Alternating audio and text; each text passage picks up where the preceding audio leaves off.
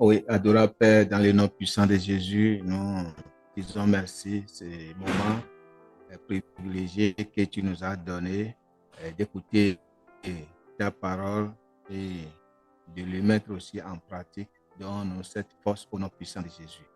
Je remets tous les auditeurs, ceux-là qui sont connectés présents et ceux-là qui vont se connecter dans l'avenir entre tes mains. Saint-Esprit, sois avec eux et que à chaque moment qu'ils sont connectés pour apprendre de toi, pour avoir ta parole manifeste dans les vies, dans les noms puissants de Jésus. Afin que celui qui a problème de guérison, celui qui a problème de santé soit guéri. Dans les noms puissants de Jésus. Merci, Papa. Au nom de Jésus, nous avons prié. Amen. Alors, shalom, shalom, bien-aimés dans le Seigneur. Nous bénissons le nom de l'Éternel pour tout ce qu'il fait dans notre vie. Alors, depuis trois, euh, 3 semaines, nous sommes en train de partager une idée de Dieu et qui est le langage spirituel. Oui, c'est parce que c'est très important pour nous, en tant qu'enfants de Dieu, de parler la langue de Dieu. C'est très important pour nous, en tant qu'enfants de Dieu, de connaître le cœur de Dieu, d'exprimer le cœur de Dieu par notre bouche.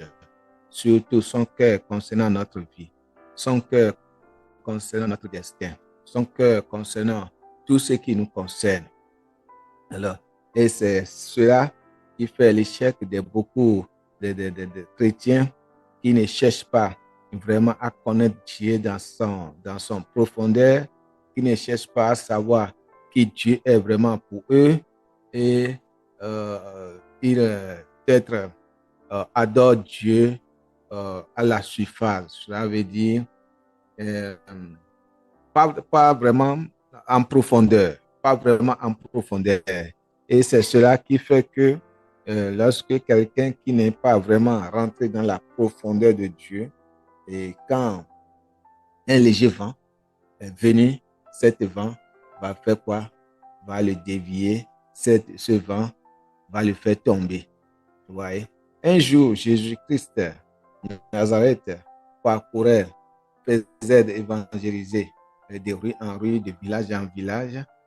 Et, et là, la Bible euh, nous avons voyagé avec lui là dans le livre de Marc chapitre 11 et quelque part dans le début des versets, et la Bible dit qu'il a eu faim. Jésus a eu faim. Alors, euh, et voyant un arbre qui est de côté, il dit, bon, passons par là.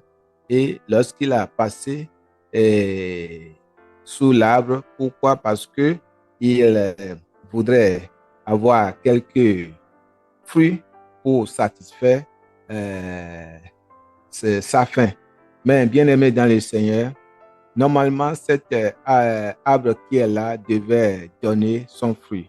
Parce que chaque arbre qui est planté, et chaque arbre qui est pour le Seigneur, comme nous, des enfants de Dieu qui est pour le Seigneur, la Bible dit que nous devons donner notre fruit en son saison. Chacun doit produire son résultat digne, résultat spirituel, résultat doit donner son fruit selon Dieu, selon ce que Dieu voudrait. Maintenant, prenez cette arbre, cette figuier comme exemple et il a passé, il n'a pas vu quoi de quoi se satisfaire, il n'a pas vu une fruit là, vous voyez. Et le temps que cela, cette figuier a déjà occupé la terre, des années qu'il a déjà occupé la terre inutilement et vraiment, qu'est-ce que Jésus a dit, bien-aimé? C'est pourquoi la parole est très importante. La parole est toujours spirituelle. Vous voyez, Jésus a dit, jamais personne ne mangerait plus de tes fruits. Et voilà, il a prononcé une parole. Du coup, cette parole que le maître a prononcée, bien-aimé dans le Seigneur, alors les disciples qui étaient avec lui pendant cette évangélisation, pendant ce voyage, ils ont écouté cela. Ils sont partis dans le village qui suit. voyez. Et à leur retour, quelques heures, à leur retour, peut-être le lendemain, qu'est-ce qui s'est passé, bien-aimés dans le Seigneur? La Bible dit qu'ils ont reconnu cet arbre, ils ont vu cet arbre dont le maître a parlé, a prononcé une parole, séché de toutes ces branches jusqu'aux racines. Tout est séché, détruit. Pourquoi? Parce qu'une parole est sortie. Une parole est sortie. Vous voyez? La parole du maître est sortie. Donc, c'est pourquoi, bien-aimés dans le Seigneur, lorsque nous parlons sur n'importe quelle situation, même sur notre vie, nous devons faire attention. Et quand Jésus a prononcé cette parole et quand les autres ont vu, dit, mais maître, Rabbi, voilà, ce n'est pas l'arbre que tu avais maudit, ce n'est pas l'arbre que tu avais parlé, que tu avais dit, oui. Et je crois le verset, je suis sur le Marc chapitre 1 maintenant, le verset 22, je crois. Le verset 22, il dit, ayez foi en Dieu. Ayez foi en Dieu. Vous voyez? Il dit, ayez foi en Dieu. C'est lui qui va prononcer des paroles et cela va se concrétiser. C'est lui qui va dire des choses et cela sera réalisé. Il dit, ayez foi en Dieu. Et le verset, ça c'est le verset 22. Ça. Le verset 23 dit, si quelqu'un dit à cette montagne, voyez-vous bien-aimé dans le Seigneur, il dit, si quelqu'un dit à cette montagne, ôte-toi de là, jette-toi dans la mer. Et s'il ne doute point dans son cœur, il le verra s'accomplir. Maintenant, le problème ici, ce soir, c'est le dit. Le problème ici, pour moi, c'est ce que je suis en train de faire sortir, c'est la parole. La parole. La parole que nous prononçons est très importante. La parole que tu prononces, cela peut te donner la promotion. La parole que tu prononces, cela peut te faire descendre. Donc, nous devons savoir parler. Nous devons savoir comment utiliser notre langue parce que nous sommes des hommes spirituels. Mais si tu ne sais pas que tu es une femme spirituelle, un homme spirituel, et tu parles n'importe comment, bien aimé dans le Seigneur, cela va détruire ta vie pour toujours. Et là, tu vas dire, c'est les sorciers sont derrière moi. Les gens de mauvais cœur sont derrière moi. Bien aimé, ce n'est pas les sorciers, ce n'est pas les gens de mauvais cœur, c'est parce que ce qui s'est passé, toi-même, de ton intérieur, tu n'as pas été délivré. Dans ta tête, tu n'as pas été délivré. Dans ton cœur, tu n'as pas été délivré. Délivré comment? Ce n'est pas un démon. Cela veut dire que tu n'as pas vraiment marché avec le Seigneur. Tu n'as pas appris comment les habitudes. Tu n'as pas appris comment connaître ton maître dans sa profondeur. Comment lui faire confiance. Et c'est ça le problème de plusieurs personnes dans le monde entier, surtout le problème de plusieurs chrétiens et ce qui se passe, bien aimé. Alors, nous allons encore regarder quelque chose dans les livres de Jésus, de Juges, chapitre 6, précisément, c'est le verset 6, pardon, c'est le verset 12. Juges 6, c'est le verset 12. Quand l'ange a visité Gédéon, lorsque l'ange a visité Gédéon, il lui a donné, il lui a dit qui il est, la force qui est en lui, voilà. Gédéon ne savait pas que vraiment il est un homme vraiment vaillant héros. Il ne savait pas parce qu'il ne connaît pas son Dieu. Il a appris, ses parents ont dit l'histoire de Dieu. Ses parents ont dit comment Dieu a délivré, comment Dieu a sauvé. Apprendre de tes parents est différent de faire toi-même l'expérience personnelle. Nous devons faire l'expérience personnelle. Chacun de nous doit apprendre à faire des expériences personnelles avec Dieu. L'expérience que mon père a fait avec Dieu, ce n'est pas ça qui va me sauver. L'expérience que ma mère a fait avec Dieu, ce n'est pas ça qui va me sauver. L'expérience que, je ne sais pas, qui que ce soit, qui m'a montré le chemin du salut, a fait en Dieu, ce n'est pas ça qui est important. Bien-aimé dans le Seigneur, quelle expérience toi-même tu as pu faire et tu fais avec Dieu? C'est ça la question. Quelle expérience? Parce que l'expérience que vous avez fait avec Dieu, c'est ça qui vous donne la force. Et je prends ma sœur Raïssa. Quelle expérience tu as fait avec Dieu? Comment tu connais ton Dieu? Et quelle force il a? Cela, c'est des expériences. Comment tu as expérimenté ces expériences que tu as fait avec le Maître? Cela va faire que tu connaîtras ton Dieu très, très profondément. Tu vas défendre sa force, tu vas défendre tout jusqu'à même à donner ta vie. Mais bien aimé, si vous n'avez jamais fait des expériences, ils ont dit, la Bible a dit, ils ont dit, la Bible a dit. Non, non, non, ne nous limitons pas notre vie de ils ont dit, la Bible a dit. La Bible a dit, est-ce que tu as expérimenté ce que la Bible a dit? Ils ont dit, est-ce que tu as expérimenté ce qu'ils ont dit? Donc, n'allons pas nous limiter qu'ils ont dit, mon pasteur a dit, mon frère a dit, tel a dit, la Bible a dit. La Bible a dit, bien aimé, si tu ne l'as pas expérimenté, et c'est la Bible qui a dit, oui, ce que la Bible dit, c'est vrai, est-ce que tu l'as expérimenté? Est-ce que tu l'as expérimenté? C'est ça maintenant le problème. Gédéon n'a pas expérimenté cette puissance. Gédéon n'a pas goûté cette puissance. Là, il est assis quelque part en train de se lamenter, de se voir petit et que l'ennemi est en train vraiment de régner sur les vies et sur la vie de sa famille. Ainsi, bien-aimés dans le Seigneur, beaucoup de chrétiens sont là, comme Gédéon, assis dans des problèmes, assis dans des difficultés, et ces choses règnent, les difficultés règnent, les problèmes règnent.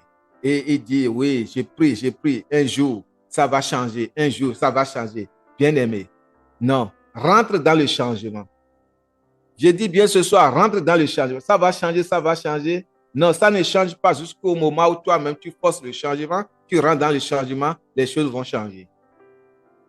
Comment force le changement? Comment rentrer dans le changement? C'est de connaître le cœur de Dieu. C'est de connaître sa pensée. Et lorsque vous connaissez sa pensée, vous agissez selon sa pensée. Vous parlez selon sa pensée. Quelle qu'en soit la situation, quels qu'en soient les problèmes qui vous entourent, vous devez parler comme lui. Vous devez parler, agir comme lui. La Bible nous a dit, je nous envoie encore dans Genèse, la Bible nous a encore dit que lorsque Dieu a créé le monde, tout, qu'est-ce qui s'est passé? Genèse chapitre 1er, du premier verset au verset 14 verset, qu'est-ce qui s'est passé? À un moment donné, dit que ténèbres a couvert, ténèbres a pris place, ténèbres, l'obscurité. Mais qu'est-ce que Dieu a fait? Dieu a parlé la vie, Dieu a parlé la vie qu'il y a en lui. Il dit que la lumière soit et la lumière fut. Bien-aimé, c'est ce que tu dis, c'est ça qui va se réaliser. Ce que tu dis de toi, c'est ça que tu verras. C'est très important. Gédéon est assis là. Gédéon, notre frère, est assis là en train de se lamenter dans des problèmes. Et les problèmes là l'ont envahi, en train de détruire tout le monde autour de lui. Mais cette grâce-là est là, de protéger, et Dieu sait que c'est lui qui va sauver sa maison.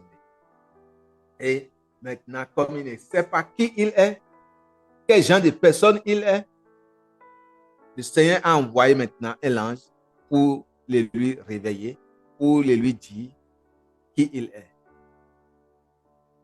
Je lis maintenant Josué chapitre 6, le verset 12. L'ange de l'Éternel lui apparut et lui dit, l'Éternel est avec toi, vaillant héros. Bien-aimé dans le Seigneur, tout ce que nous avons besoin au moment des difficultés, tout ce que tu as besoin, est-ce que Dieu est avec toi? C'est ce que nous avons besoin. Si Dieu est avec moi, et je le sais que Dieu est avec moi, si Dieu est avec toi, dans n'importe quelle situation, tu le sais que Dieu est avec toi, tu as déjà la victoire. Tu dois parler, continuer à parler la langue de Dieu. Tu dois parler comme Dieu. C'est très important, bien-aimé dans le Seigneur. C'est très important. Ne parle pas comme les gens du monde. Ne vois pas comme les gens du monde. Parle comme un enfant du royaume. Parle comme l'enfant de ton Père. Donc c'est ça, bien-aimé. Ne parle pas comme les autres. Vous êtes différents. Nous sommes différents. C'est ce que nous devons savoir. Mais Gédéon ne savait pas cela. Il est resté là. Et quand on lui a parlé, vaillant héros, le verset 13 dit, Gédéon lui dit, ah, mon Seigneur, il a reconnu que c'est son Seigneur. Il a reconnu que c'est son Seigneur. Il dit, si l'Éternel est avec nous, voyez, il a conditionné ça. Si l'Éternel est avec nous, pourquoi si, pourquoi ça? Pourquoi si, pourquoi ça? Bien-aimé, Jésus, lorsqu'il traversait, faisait des évangélisations, quand il a vu le figuier, il a maudit, il a parlé. Et le verset 22 de Marc, chapitre 11, il dit, si quelqu'un dit à cette montagne, mais si quelqu'un dit à cette montagne, malgré qu'il nous a donné la force, bien-aimé, malgré qu'il nous a donné l'autorité, il sait qu'il y a des forces sur cette terre, il y a des forces sur ce monde, dans ce monde, qui peut nous déranger, qui va vouloir nous déranger. Mais nous avons déjà la victoire si nous savons que nous avons la victoire et que nous savons que les âmes qui nous a remis comme sa parole, si nous les savons utiliser. Et c'est pourquoi il dit, si quelqu'un dit à cette montagne, il ne dit point dans son cœur. S'il dit à cette montagne, il ne dit point dans son cœur. Cela veut dire, ce n'est pas parce que je suis enfant de Dieu qu'il n'y aura pas de difficultés. Ce n'est pas parce que je suis né de nouveau qu'il n'y aura pas de difficultés. Les problèmes vont arriver.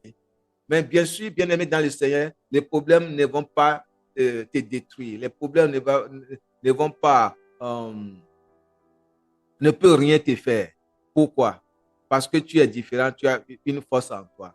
Maintenant, si tu regardes ces problèmes, ces difficultés de la manière moderne et que vraiment le Christ n'est pas vraiment en toi, tu vas commencer par avoir peur, tu vas parler comme les gens du monde et le problème, c'est en ce moment que le problème trouve maintenant de place et c'est en ce moment que le problème détruit celui qui se dit enfant de Dieu, mais qui n'est pas enfant de Dieu. Est-ce que toi, tu te dis enfant de Dieu, bien tu es enfant de Dieu? Si tu es enfant de Dieu, tu dois rester ferme dans la parole de Dieu, sur la parole de Dieu. Tu dois rester ferme sur la parole de Dieu. C'est très important, bien-aimé dans le Seigneur. Tu dois rester ferme et tu verras la gloire de Dieu. Et c'est ce qu'il a interdit à Martha dans le livre de Jean, chapitre 11. Et quand il a dit, roulez la pierre, il a dit, roulez la pierre. Et la sœur de la mort dit, maître, il sent déjà. Il dit, ne t'ai-je pas dit? Si tu crois, tu verras la gloire de Dieu. Voyez, elle a utilisé sa parole pour voudrait détruire ce que dit, il sent déjà. Lorsque tu dis que ta vie sent, ta vie va continuer à sentir. Lorsque tu dis que vraiment cette maladie, vraiment, est-ce que je peux avoir la guérison? Tu n'auras jamais la guérison. Lorsque tu vois que vraiment ce problème-là, vraiment, est-ce que ça va terminer? Tu vois que ça va terminer. Ça ne pourra pas terminer. Parce que toi-même, tu dois le terminer avec ta langue, tu dois le terminer avec la parole de Dieu. Si tu ne termines pas cette difficulté, si tu ne termines pas ce problème dans ton foyer, si tu ne termines pas cette maladie que tu traînes pendant des années, bien aimé, ça va toujours te trimballer. Et c'est ça. Sachons utiliser notre langue. Vous voyez, quand Josué et Gédéon s'est lamenté d'ici, et vraiment, si l'Éternel avec nous, pourquoi ça, etc. Et il a vraiment posé tant de questions à l'ange en lamentant et dit pourquoi le Seigneur nous a abandonnés, il nous a livrés entre les mains de nos mendiants. Mais qui t'a dit que le Seigneur t'a laissé dans des problèmes, dans des difficultés? Qui t'a dit que le Seigneur t'a laissé dans la main du sorcier? Qui te l'a dit? C'est du mensonge, bien-aimé. C'est du mensonge. C'est ton cœur qui te l'a dit.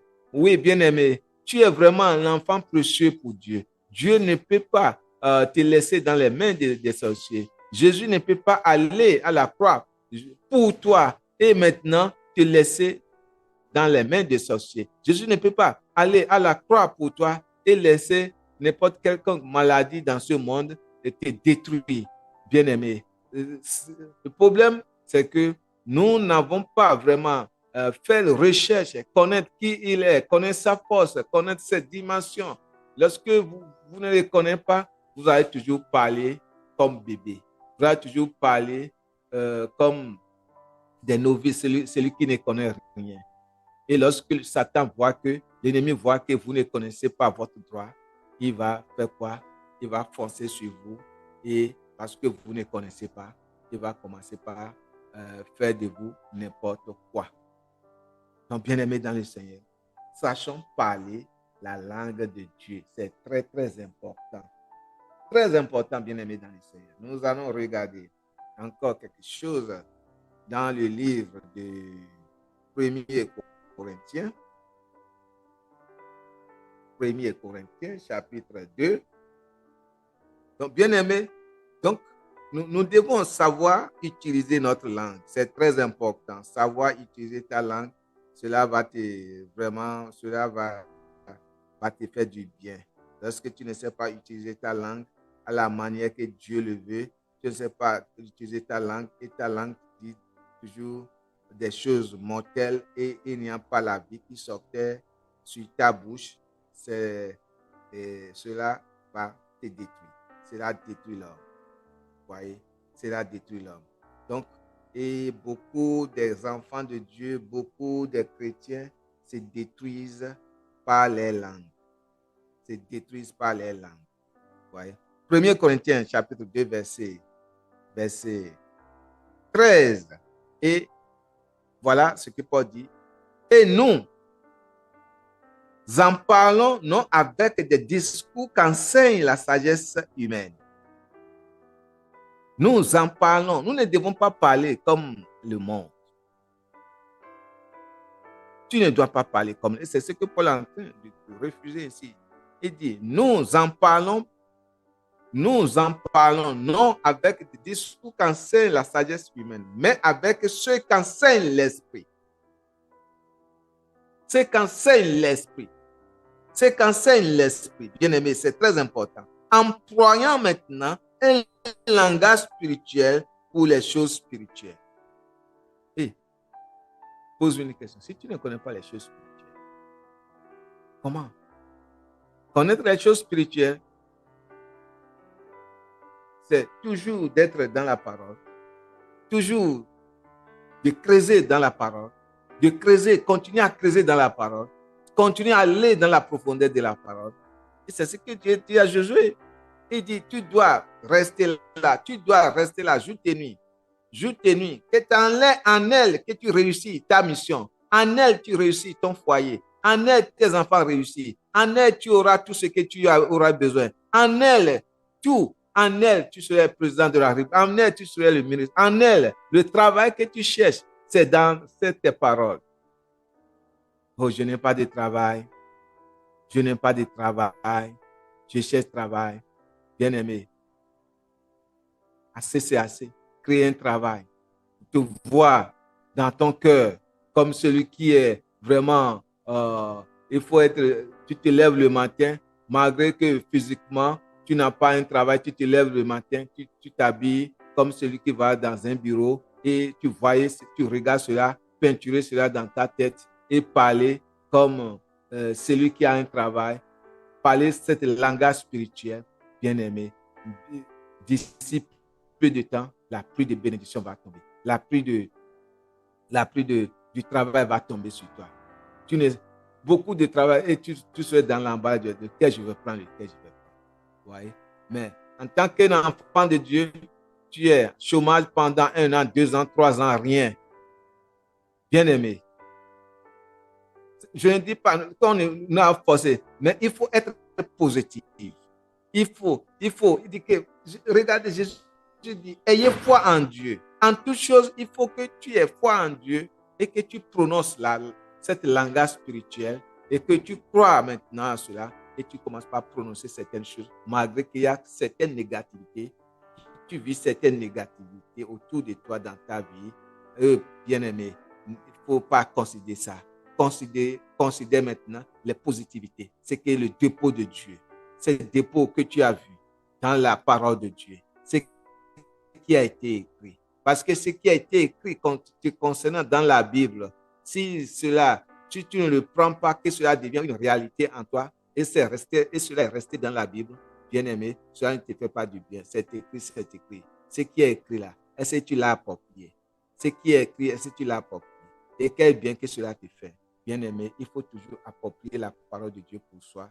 Il faut vraiment l'approprier et commencer par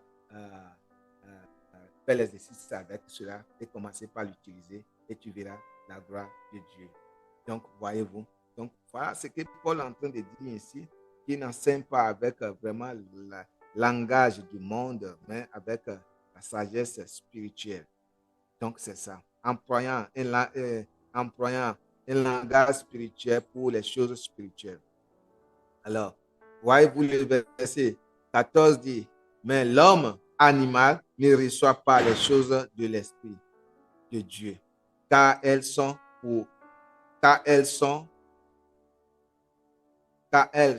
une folie pour lui et il ne peut les connaître parce que c'est spirituel qu'en juge. Voyez? Donc, celui qui se dit chrétien, bien aimé, celui qui se dit chrétien, il ne vit pas selon Dieu, il ne parle pas selon Dieu, il n'accepte pas les choses d'humain. Comment j'ai la douleur, j'ai le douleur et tu me dis que je n'ai pas cette douleur. Comment la chose est vraiment réelle comme ça et tu me dis de dire autre chose. Bien aimé, c'est réel physiquement, mais spirituellement, le truc n'est pas là. C'est pas réel, c'est faux. Mais beaucoup d'entre nous, nous croyons au rapport des docteurs, ce que les docteurs disent, alors que tout ce que les docteurs disent sur ta situation, c'est faux. Oui, c'est réel. C'est présentement, c'est réel dans ta vie. Mais Dieu voit cela nul et sans effet.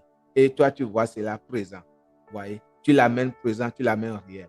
Et c'est pourquoi beaucoup de maladies, beaucoup de choses sont réelles dans votre vie et vous êtes en train de trimballer cela. Et au finish, le peu d'économie que vous avez fait et lorsque ça va tout épuiser, lorsque ça va tout est fini, vous aurez maintenant devenu quoi?